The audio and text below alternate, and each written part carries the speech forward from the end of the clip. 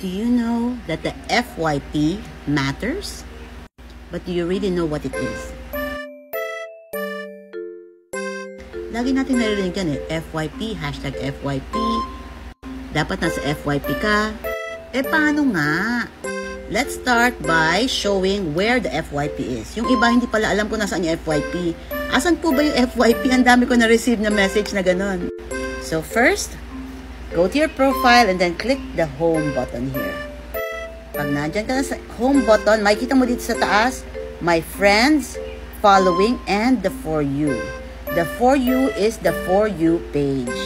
Okay, but first let's explain, ano ba itong tatlong to? Friends, yan yung nakafollow ka sa kanya at nakafollow back siya sa'yo.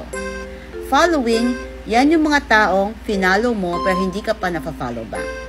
The For You page is the place where TikTok puts the videos na dinesign niya o pinili niya para lang sa'yo. Kaya siya For You.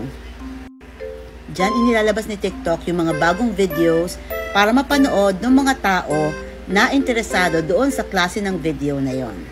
Kaya nga importante na makategorize ka, di ba? Para alam ni TikTok kung saan dadalhin na grupo ng FYP ang iyong mga videos. O ngayon, alam mo na kung nasaan ang FYP. Alam mo na rin kung ano ang FYP.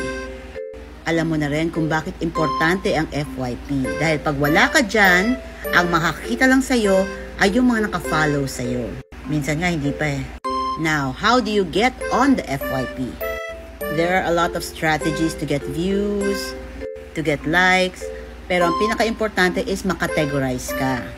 I have a video on teaching how to do SEO, how to categorize, how to find the hashtags that you will use for your videos. The FYP is also the best place to engage. Yan, para yung mga tao na hindi nakafollow sa'yo, pupunta sa page mo or makiki-engage din sa'yo. Kaya nga sabi ko, diba, do not use the hashtag FYP anymore kasi it doesn't make any sense. Kasi the FYP is specialized for each individual. I will talk about hashtags on another video, but for now, I suggest you learn your strategies so that you will end up on the FYP. I hope this helps. Follow for more.